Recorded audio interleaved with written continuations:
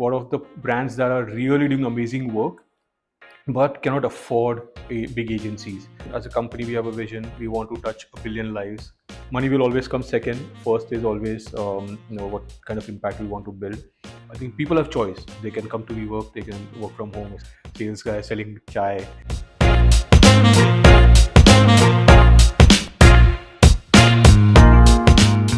Hello, everyone. Welcome to the Breaking Uneven podcast. And yes, welcome from beyond the screen. We love to talk shop, uncover the beauty of failures, and play a few games. Today, we have with us Ankit Momaya, the founder of Vibrant Moon. Ankit, how are you feeling? Very good, excited, thrilled. Awesome. How do you feel? We feel good, as good as can be. Awesome. You're our first guest in person. So. Another word, but feel very privileged.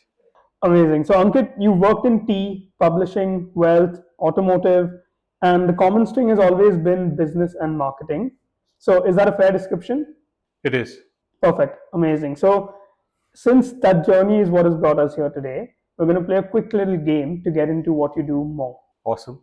We're gonna play the Twitter pitch challenge. So Twitter is known for its 280 character limit on every tweet, and sometimes that makes it a little difficult to convey your thoughts. So it takes about 20 seconds to speak 280 characters. So we want to transfer this challenge to you to explain to us Vibrant Moon in 20 seconds. But we won't make it easy. We also want you to use one emoji and one hashtag in your tweet. Any questions? No questions. So that's your stopwatch, and you can start in 3, 2, 1, go.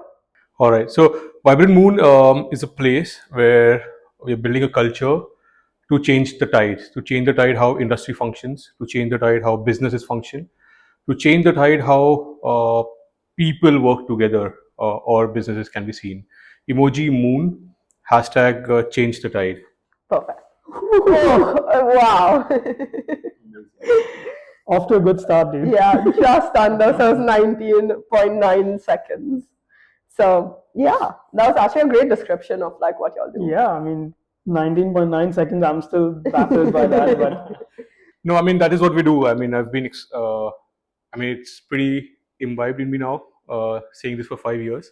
it's your But at a party and someone asks you what you do, that's your little quick one line. yeah, that's my go-to always. So it's always there. I mean, that was the name. I mean, that's why we also named it Vibrant Moon. Changing the tide with moon, the tide has changed. Always changes the tide. So, and we are a team. We believe we are vibrant people. At least we try to be with our shirts. So I would fit right in. Yeah. I definitely wouldn't. you're vibrant in your heart, Anish, so. So, Ankit, having worked across so many different industries in the past, did you ever find a favorite? Favorite industry? No, I particularly don't have any particular favorite. I think every industry has their own challenges. In fact, a lot of them are very similar, is what I feel. Yeah. Working across different, and all of them finally boils down to your top line, bottom line, and how we can make a change or how we can make a positive dent into that. So no favorite, but I would say that possibly I enjoy working on luxury brands, especially if I were to pick few industries, it would be like automotive. Yeah, I mean, after working on Mercedes, it's like a tough. I mean, you can't give that up, right? That would have been a. I enjoyed working on Mercedes. I enjoyed working on Taj Palaces. I think even now, we're a couple of brands in the last 5 years. We enjoyed working on them. But luxury as a category is something that I really enjoy. And the other spectrum I also enjoy is like very massy brands. Not even mass premium, but like massy. Like, there's so much that you can do. Like So basically, both the extremes. yeah. So the fact that you didn't find a favorite is that why you think is that why you went into a digital and brand agency? No, not apparently. It was not about picking a favorite industry. It was always about. So I've always worked with very interesting brands, businesses. I think I started my journey with Reader's Digest, very big brand across 52 countries. I don't I've not met people who have not read at least one edition of Reader's Digest or not entered a sweepstakes to win 1 crore.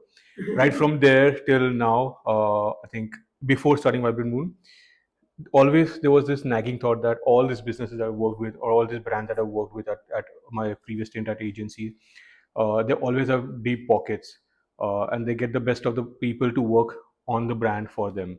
One of the brands that are really doing amazing work but cannot afford big agencies.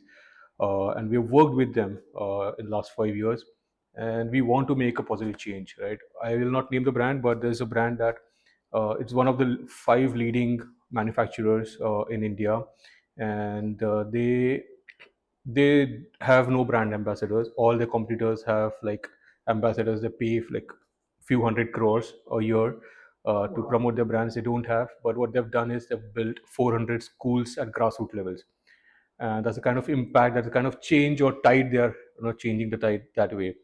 And we believe in them, so we work with them.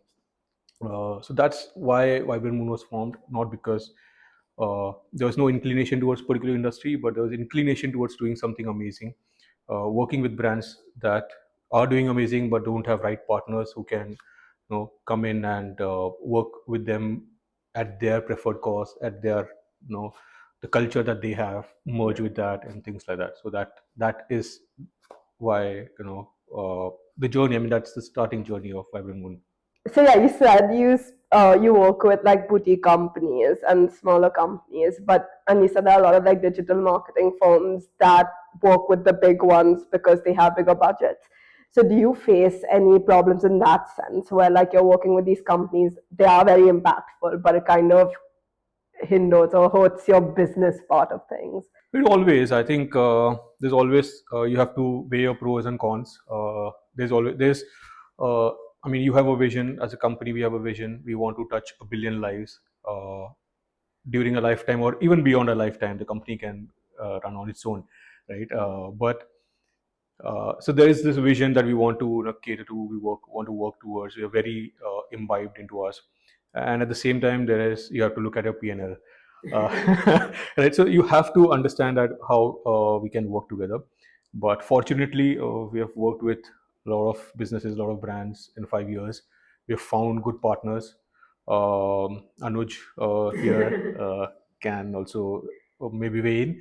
We have found good partners in them as well here. But I think everyone that we work with, really making an impact in the industry they are, right, and that helps us make an impact ourselves. And of course, money is, I think, money will always come second. First is always, what kind of impact we want to build, or what kind of how we can help brands. So it is sometimes difficult to, we have to say no to a lot of brands, a lot of businesses that maybe they cannot afford us, or maybe we cannot, uh, no, we may not be able to help them the way they would want to, or maybe their vision or their culture is very different than what we would like to be a part of. So yes, there is always this challenge to have a healthy balance sheet, but yeah, I think that will always come second for us. It's interesting and really commendable that you are saying that like money will come second and you stand by that, because like sometimes it's so easy to get swayed into that like later down the line.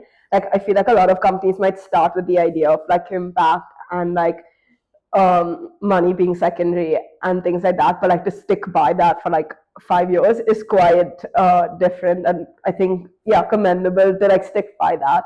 But I think another interesting thing you said was you want to touch 1 billion lives and even beyond, I guess, your lifetime.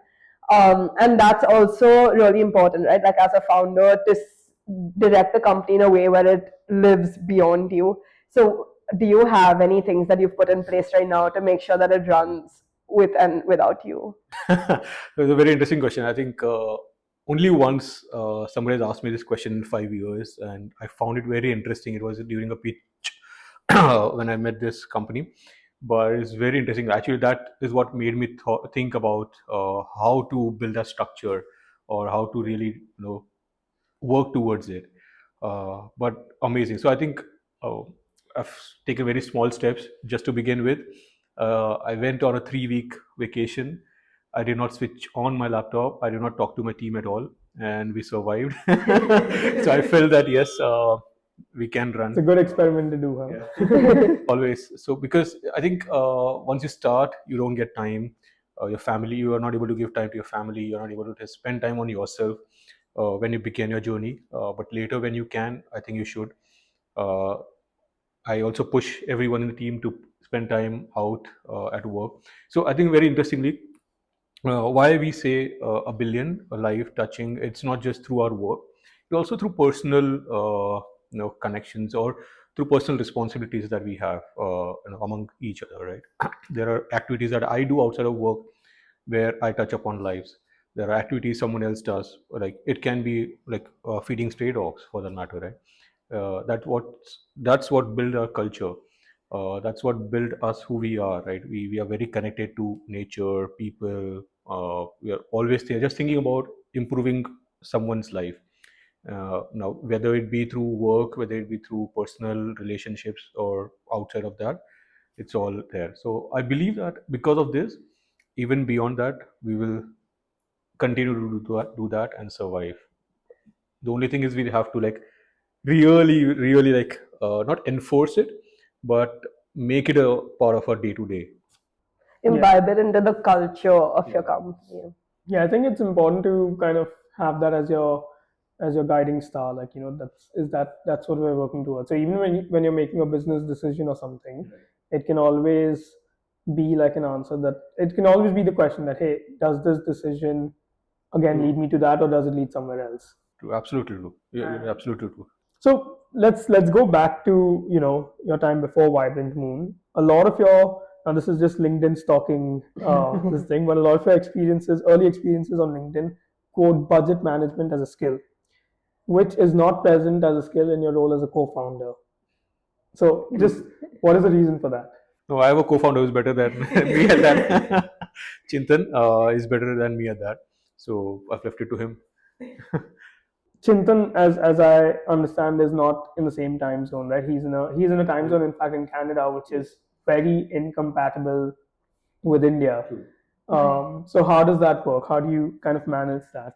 So I think there are clear role distribution between us. He does certain things, for example, budget. He manages all the budgets. He manages all the operations. Basically, I manage the other parts of run the business. So there is this clear division of who does what. So the other person can weigh in, but the ultimate decision maker would be the primary lead on that particular activity or role, etc. Right? So that's how we manage. I think it's been what 2 years since he's moved in Toronto, and so far no hiccups. We're running smoothly as of now. Again, fingers crossed. But I think clear role distribution understanding definitely helps. Clear communication helps. Let's say if we are not able to if we are not able to communicate clearly that, hey, why haven't you done this, why am I to do this? But because of that, I think there's clear communication, there is clear understanding so far, and there are like 2 hours in the evening at least where we can spend time with each other. So that's what we do. Because I was showing Anuj one of the tools that we use. It's called Gather. I actually talk about this tool every time, but it's a very wonderful tool, right? It's a virtual office. So everyone in the team, I think, is working from different places. We have people in Bangalore, Delhi, Mumbai, Pune, and Toronto, of course, Kota. So people are working from everywhere. So this tool actually brings them all together. So in the evening, even when Chindan starts his day, he logs into that tool.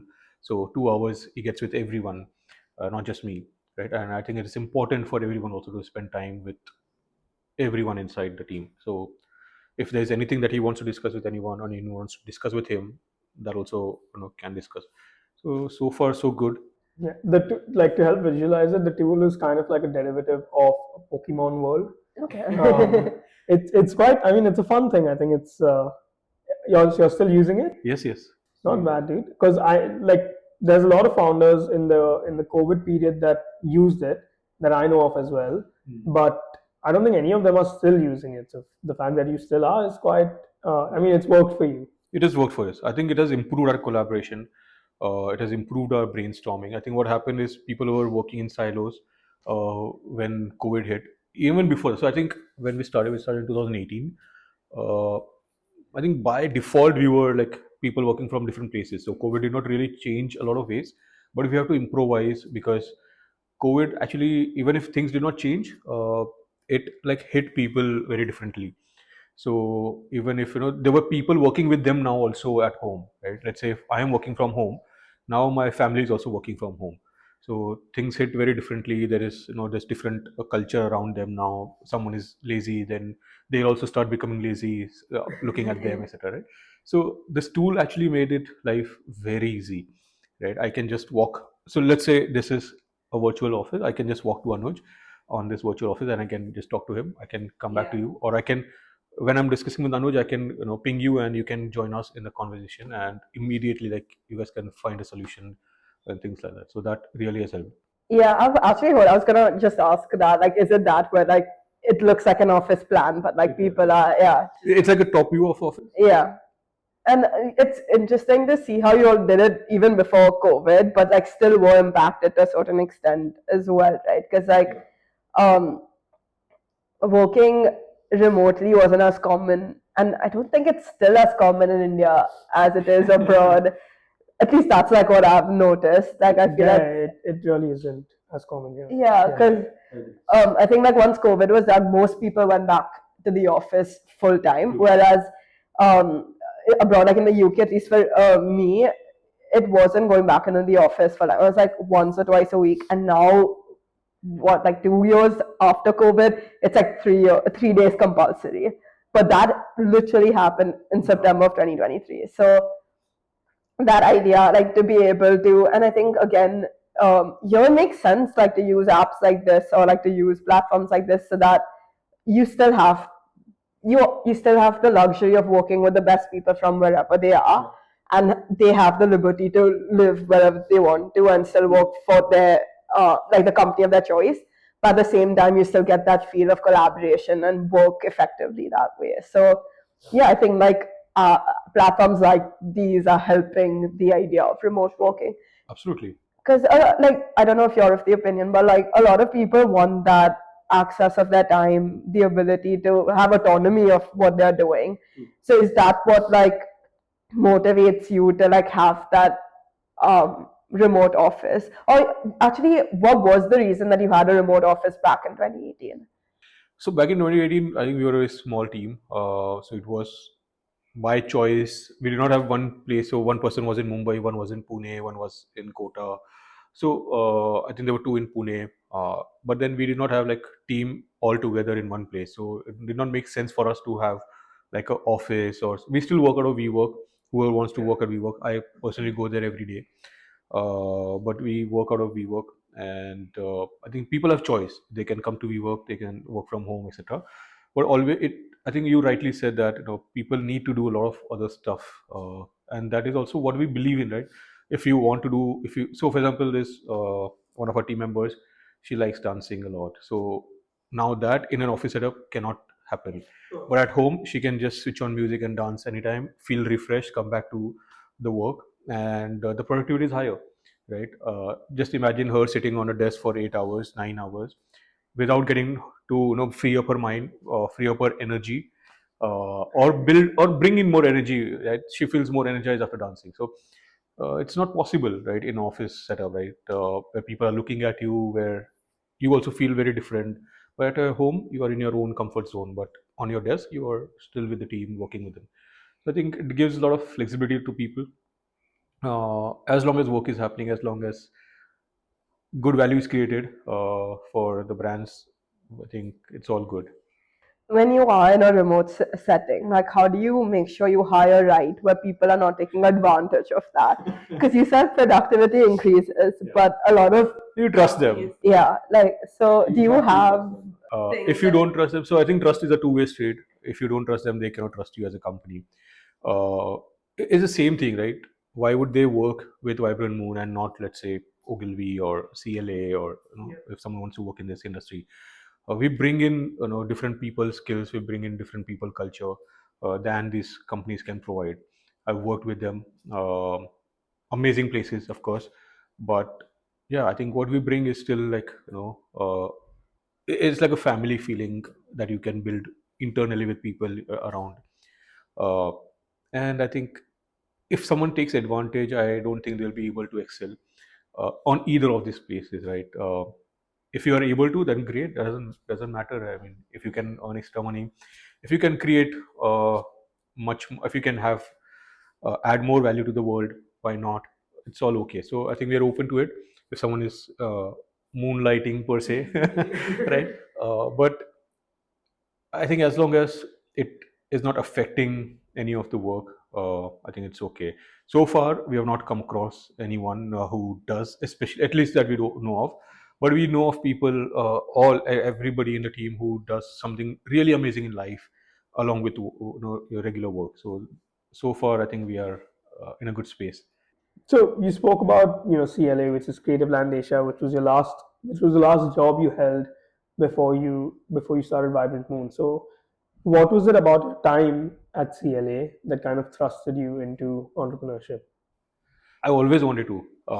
It's not just about CLA. I think over the years, what I've seen is I've built different skills, right, from Reader's Digest to CLA. I've built different skills. I've always, in fact, before starting my work at Reader's Digest, I managed my father's business for 2 years. So that was in tea. That's completely different skills. I was on field. I was like sales guy selling chai, right? And to NCLA, we're working on strategies for different brands. I think he's always worked on different skills, worked with different brands, understood how industry function, understood how businesses function, and I just found the right time. Maybe I think I felt that this is the right time. 10, 11 years now, doing different things. Maybe now it's a time. It was not a particular thing at CLA that pushed me into this, but what it helped me is I was in a strategy role, like creative strategy for brand and digital at CLA, and that really helped me to build that last piece which I felt was missing. I've always been on business side, sales, digital marketing, execution, operations. I've done a lot of marketing for all different brands before that, but strategy is something as a role was part of everything that I used to do. But CLA gave me that only strategy piece, which working on 7 8 brands, 10 brands, sometimes 5 brands on strategy day in and day out, versus working on one brand, one business across all the digital or business verticals or marketing things, that tactics. So that last piece is what actually helped me to like form this rounded personality to have a creative solutions company now, if I may. No, it's very interesting, and I think going back to one of the things you said slightly earlier in your answer was you used to do sales for your dad's company, and I mean we've heard it on this podcast before. You never stop being a salesman, and I think even today, you do need to sell your ideas. You need to sell your whys with someone. Go with Vibrant Moon, etc. And so coming to the idea, the part about strategy. So what lately there's been more of a crossroads between advertising, marketing, and then like kind of like a management consultancy. So for example, when you look at a business and the idea is for you to tell them, hey, this is your marketing strategy, this is your brand strategy, but then it kind of also ends up maybe having an idea for the business, like maybe it's another vertical or some kind of special project that the business needs to do. So how receptive are your clients to something like that? Because if it is a larger company, let's say, they might be working with another management consultancy or something already. Plus you're also then not just dealing with the marketing team but also with the business dev team or the business strategy team. So does that create some kind of friction, or are they more receptive to those kind of things? No, I think in such situations, I think project closure takes time to begin with, because maybe we are getting to know them, they are getting to know us, understand each other's capabilities, what we can do, etc. But receptive wise, I think it's been pretty good. In fact, we have had more projects like these where which are outside of maybe advertising or strategy or advertising or creative solutions, etc. It's mostly building some new stuff, bringing in consulting. Example, I mean, we've built a new sales channel for a company, a consulting company, which is an annual event which happens over 3 days. That has become 3 days gives them the entire pipeline for a year. Now the solution that we gave them, what they came with a challenge. I think what best we do is, uh, someone comes with a challenge, we can give them the solution, which may not be a typical advertising or marketing solution. For example, in this case, it was the solution was that you build an event where people come in, where people meet, you generate leads. It's a very small event. It can hold up to 200 people in a room. That's it, but they get volume worth of year. They're sorted for year. They don't have to do any other marketing for year, right? Except your regular LinkedIn updates and your hygiene. Of course, like that, right? hygiene is So always hygiene is of there. course needed. So that way is, I think, it's pretty good space. So we also work with Tata, for example, where they we have worked with them on an internal portal, which is also open to people outside. The portal is called Embrace. It is 150 years of Tata in one place. It's such a humongous task to put that together. You work with HR people, you work with different department head, business heads, sustainability head, Tata at Play. So they have a huge play. They sponsor a lot of Olympic, uh, athletes. You work with them. You have to understand what Tata does at in different walks of life. And just imagine day one of Tata and day to day, everything is in that. No, it was very chaotic too. It gets very chaotic, but that is I mean, that's what you build. Certain. I mean, that's what being in this position, being a solutions partner or being a creative solutions partner is what we look beyond just advertising or marketing or consulting. It's whatever it takes, right, to bring that to solve for the challenge. Yeah, no, fair enough. And no, it's interesting. I think a lot of times now people are like in that in between stage where it's not necessarily defined that you're just doing one particular field, but like you move between skill sets. You also, because the thing is, if you realize something of a company, you're not gonna not say something just because you have to focus on marketing, right? Like you're gonna be able to have conversations about the other aspects of the business, because at the end of the day, it all like adds up, and it's a business as a whole versus just individual departments. But yeah, moving on, we have another game for you. It's called Two Truths and One Lie. So to understand a little bit more about your journey with Vibrant Moon, and whether it's challenges or your biggest achievements, the idea is you give us three statements from which one is a lie and two of them are true, and then Anuj and I have to guess which one is the lie. Awesome. So no, no, I thought about it. I've been seeing all the podcasts, so I know this question comes, but usually it's two lies and one truth. So I've never had to fire anyone. uh, I am involved in coral replantation program or coral plantation restoration program in the Indian Ocean. And I I don't believe in fate, superstitions, luck, or things like that. I think it's you have to work towards it. Okay. I've got the one that I think is the lie. Wait, have you got your answer? Yes. Okay, I think it's the first one. First one, same. Because as a founder, I was gonna be like, you're so lucky if you've never had to fire someone. Yeah, it was pretty simple. I mean, easy. It was easy, yeah. Yeah, if it were two lie, maybe I don't know. So coral Replantation, replantation. yeah, coral Amazing. restoration project. Where are you doing that? This is in Indonesia. I just went there in August. Hopefully, we'll go sometime soon. So it's a very interesting project, right? I mean, if we can talk about it, I wouldn't mind talking about it. So it's a coral reef. So Indonesia, especially, I think with global warming, etc., a lot of coral reefs have been bleached. But corals, they provide us people on the land 50% of the oxygen that we breathe in, right? And that is 80% oxygen that corals produce, right? And that is 50% for us. 50% is from all the plants that we have on the ground on Earth. But with coral bleaching, that's a huge, dent in oxygen for us. So there are a lot of coral restoration projects going on. So I became a part of that.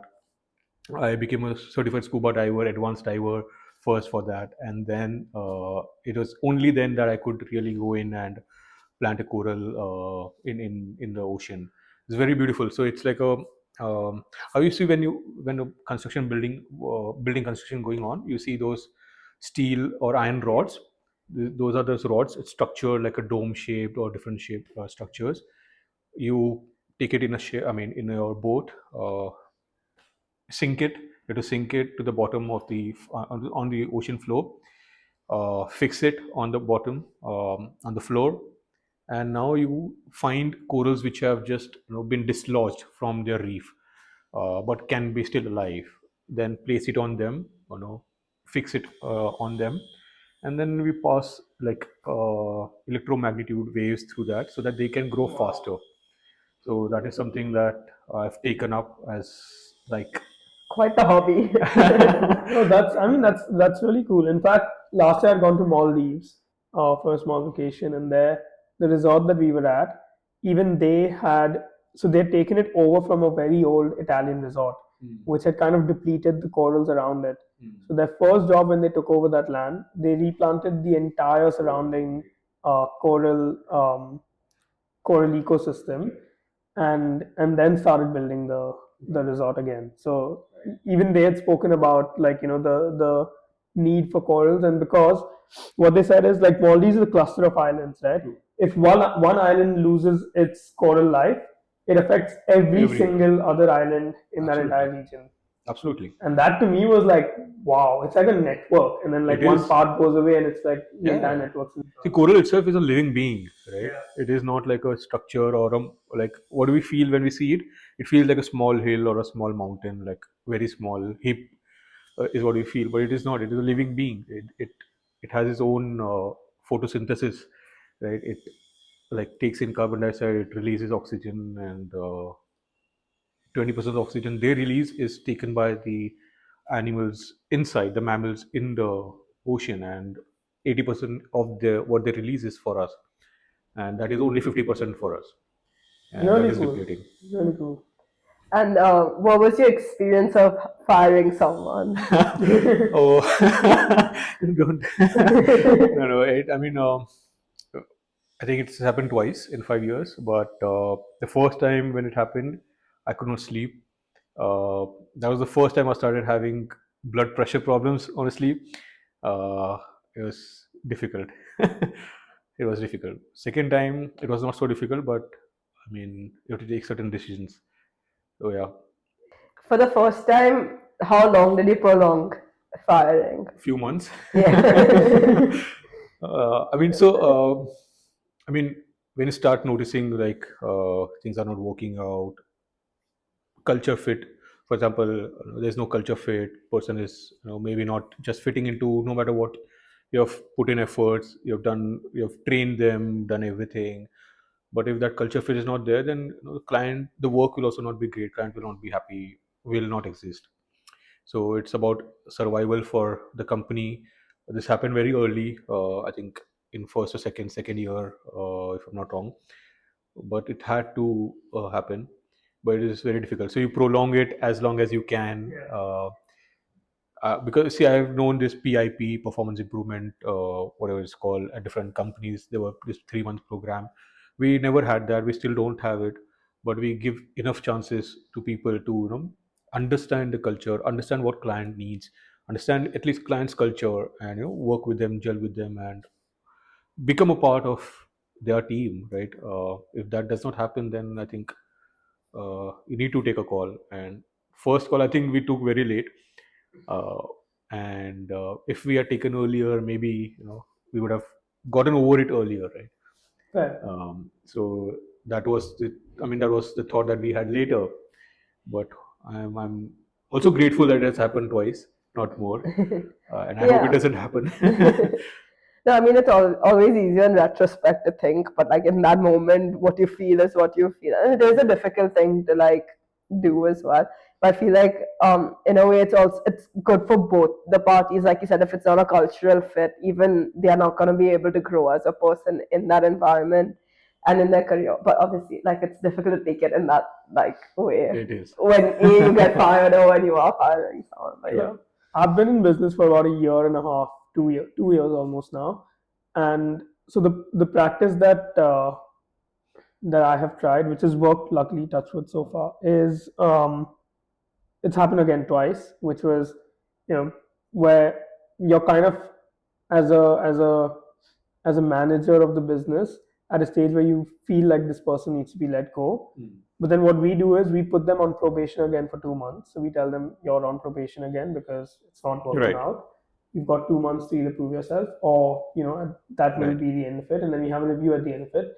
And luckily, both the times that it's happened so far, the person really bucked up and is back in action in full swing. Yeah, that is what PIP, like performance improvement plan. Okay. Probation usually. So most companies, like corporate companies, usually have that. We still don't have it, but I agree. I think that was what we went through all the time. It's the same thing as giving someone a second chance, Yeah. right? You're telling them that you're giving them a second chance. Yeah, I think we It's kind of gave the more same than thing. 3 chances rather, I would say. Because we really prolonged it for like 6 months, maybe first time when it happened. So I think 6 months is 3 chances. I feel personally, two Yeah. chances for one chance for every 2 months. Correct. Right. So that's usually how I see it. But so I think the other time that happened, it was maybe like our mistake. Maybe we did not hire for the right role. We felt that this is the right role for the person, but that was not the right role. So in that case, if we had to fire them, we actually found a job for them with some other company.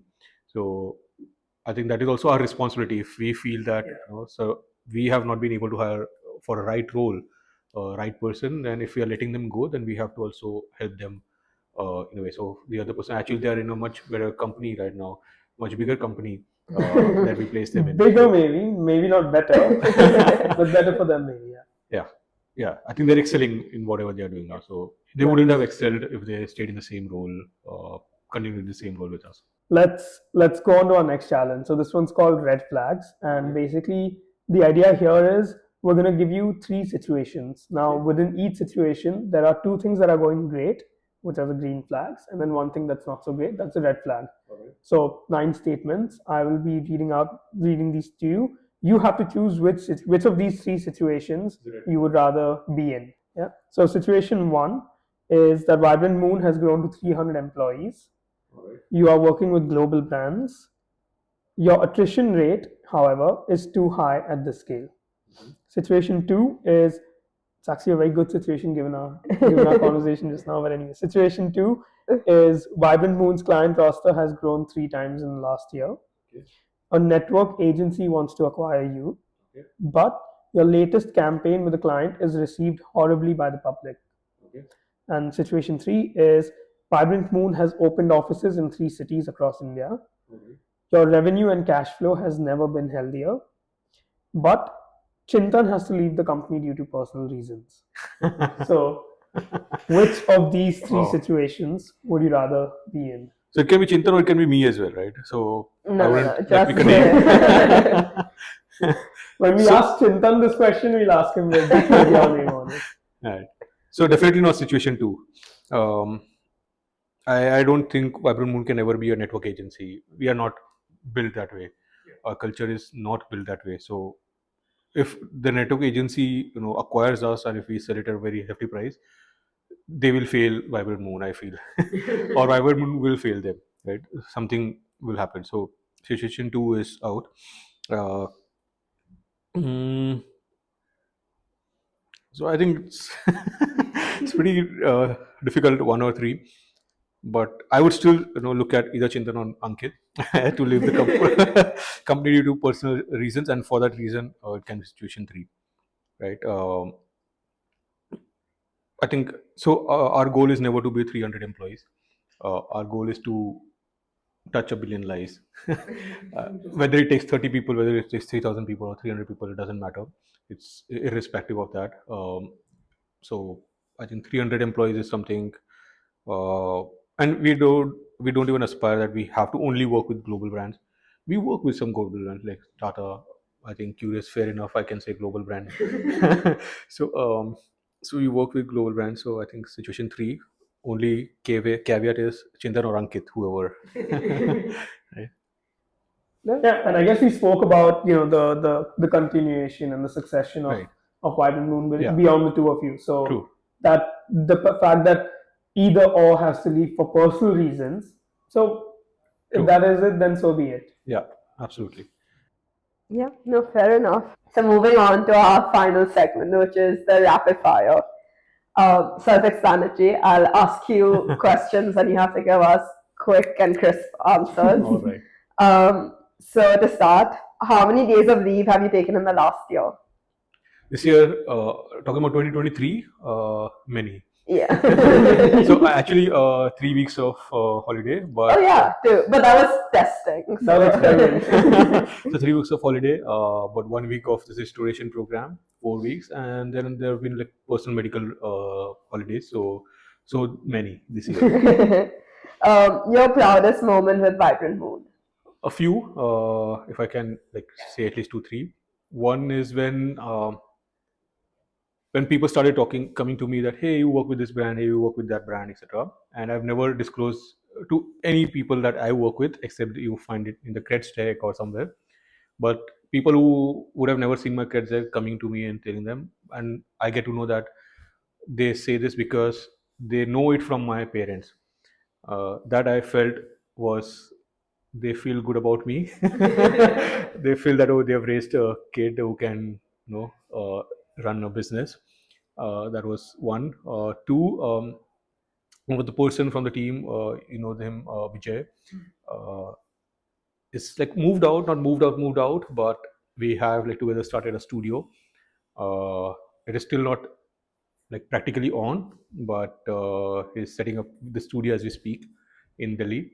Wow. So that is another movement. I think I would say that makes me proud that I feel he learned a lot in 3 years. He really became a different person in 3 years than what he was, and I feel that there was something right we did.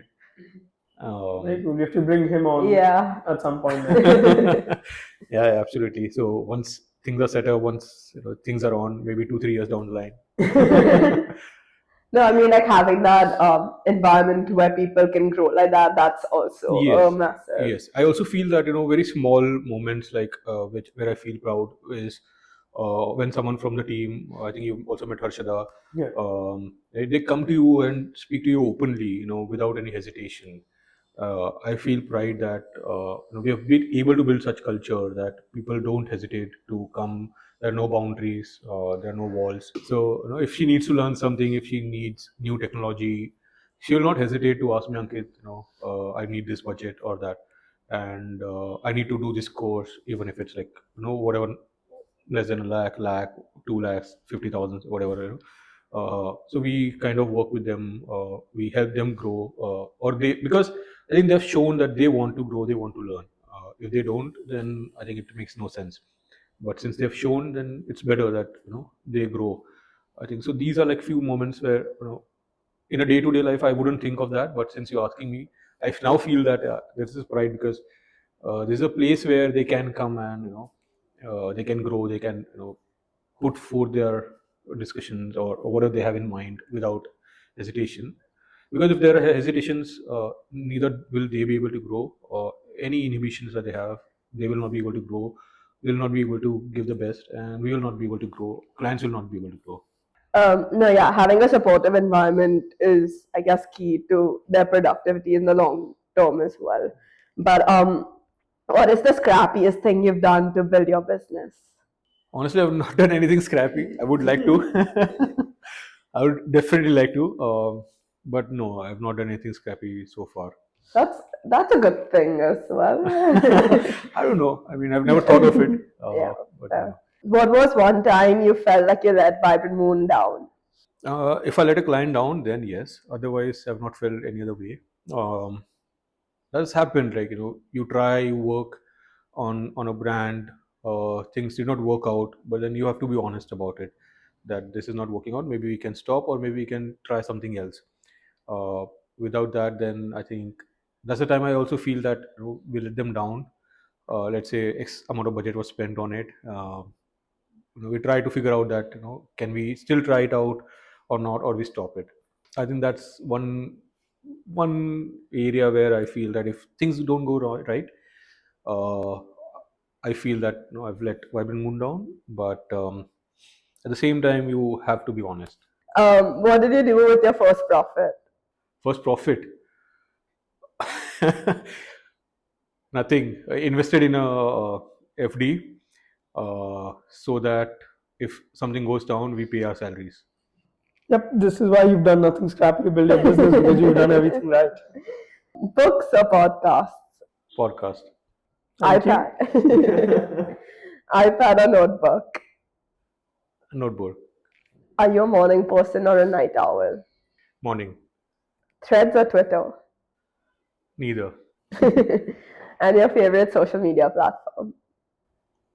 Instagram. That seems to be the favorite. Yeah, I mean, I don't spend on my time anywhere else Yeah. now. It's just Instagram. Yeah.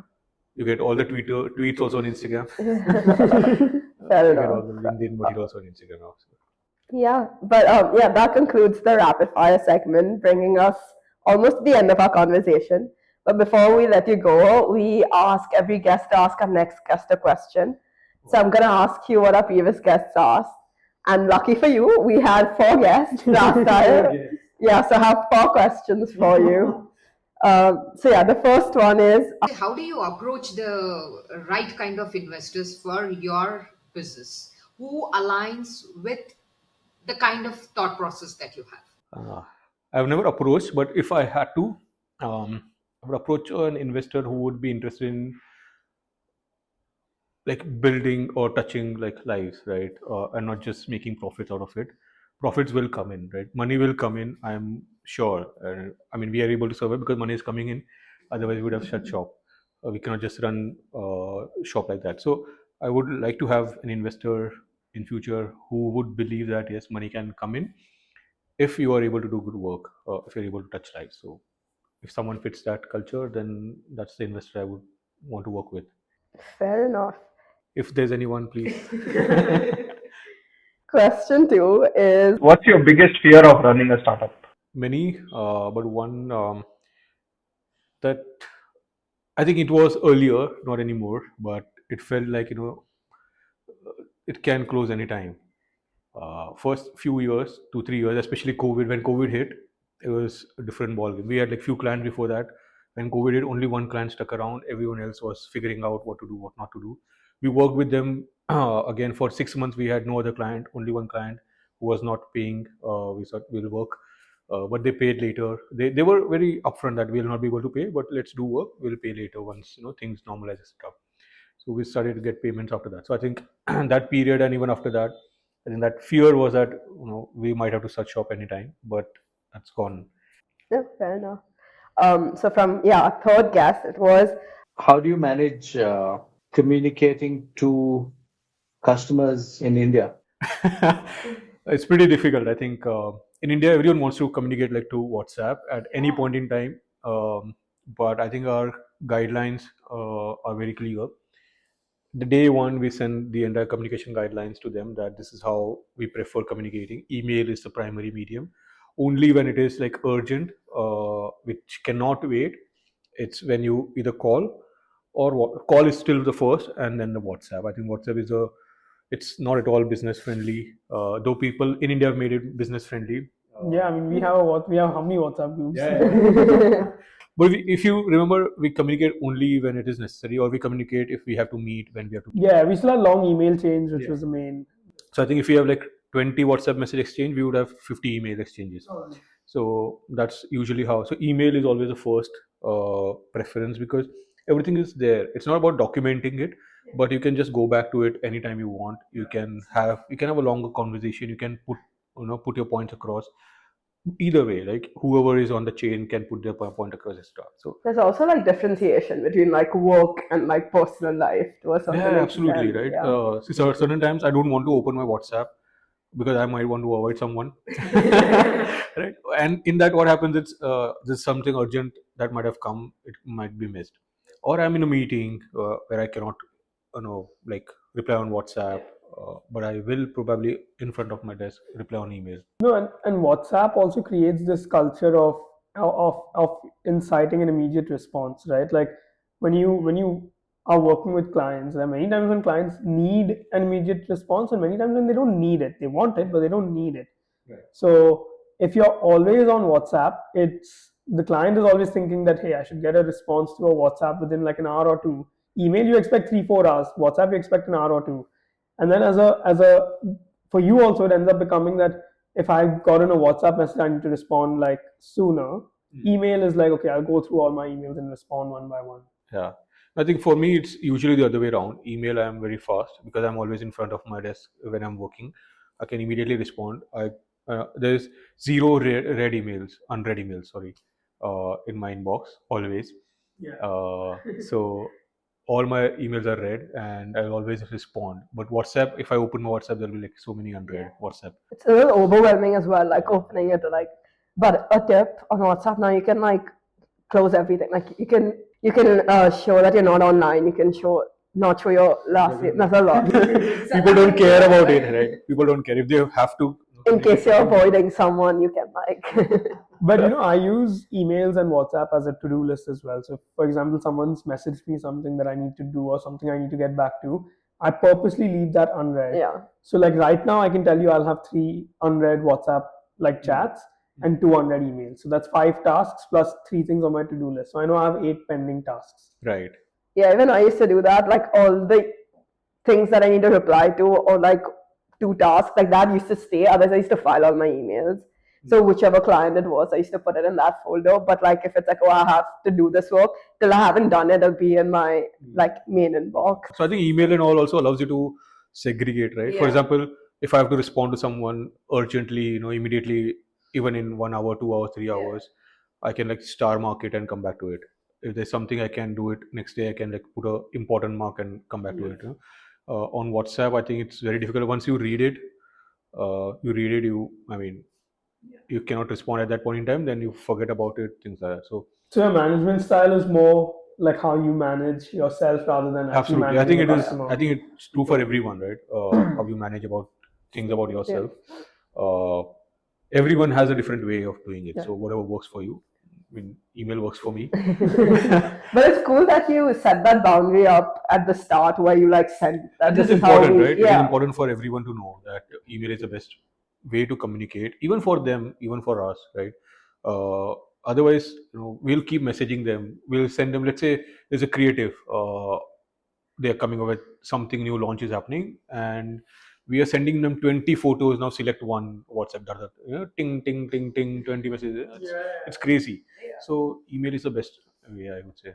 Yeah, no, fair enough. And the last one is What is the one thing that's troubling you, which, if taken away, will help you sleep peacefully at night? Troubling me. What can I say? that's a great thing. If you're sleeping peacefully at night, that's all you want. No, not really. So I think there are always thoughts at the back of my head. If someone can take away those thoughts, I'll sleep peacefully in night. But yeah, Are you like an overthinker? I am. I'm always thinking. But there are thoughts. I mean, sometimes it's work, sometimes it's personal, sometimes it's nothing. Just World Cup, for example, now. So anything, right? So there are thoughts always on. Even for me, it's the same. Like at any given time, like even right now, like through the course of this podcast, there are like 5 things in my head, like in the back of my head, they are constantly Yeah. this thing. Yeah. So there are so many times that I wake up in the night thinking that, oh, I had to respond to someone. That happens at 2. Then I make a note of it, And then early morning when I, let's say, wake up at 6, I'll first thing is I'll send an email, or I'll write an email at midnight and schedule it for so that they receive in the morning and not be disturbed in the night if they're awake. Yeah. No, like I feel like a lot of like it happens with me in just like in life. If there's something going on, then it's like continuous thoughts. But in like the business sense, like when there's like a new idea or when there's like something that I want to try and work on, it consumes me. Where like at night I'll be thinking about it and I'm like, I won't be able to work on this if I just don't sleep properly. So like you need to have I think that. unwinding is like it's a skill. I would say I think unwinding is a skill which, because of other activities that we do as a team or individually, etc., it has helped us. I think it was used to happen frequently, almost every night earlier. Now it doesn't happen. But yeah, thoughts that always stays. What's the one thing that you changed that? Unwinding, right? What's your when you're nighttime routine? Nothing really. So my nighttime routine is to have nice dinner with my partner. We have good chat about our day or just general in life, shopping, whatever. Right. That's what we usually talk about. Talk to my parents. Mostly not every day, but usually it happens in the night, in the evening. Hear from them, understand how it was, what's happening with them, etc. And then maybe just hear a podcast or listen to something, and then unwind and sleep, right? Also reels. But yeah. I got into a horrible habit where I had to listen to a podcast to fall asleep. It's the worst thing to do. Like I generally don't like having. I used to watch something before I sleep, and I still do that. But like having something on and sleeping, like I'm such a light sleeper. That was never me.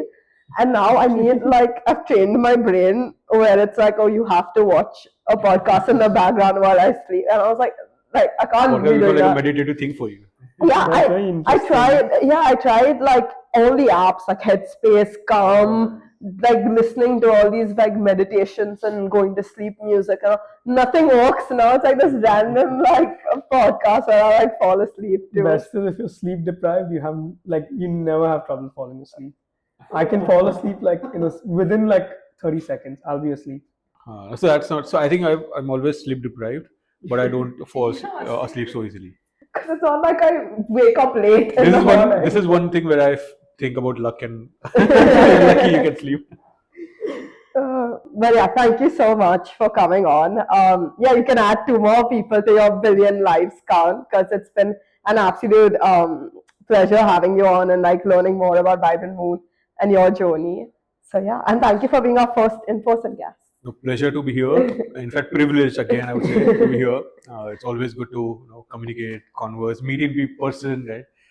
But yeah, And we hope you enjoyed the communication. enjoyed the format, enjoyed the Absolutely enjoyed it. I think it was my first podcast ever in person. I've spoken a lot, like given a lot of interviews and all, but this is like first podcast. Amazing. I hope I have many more.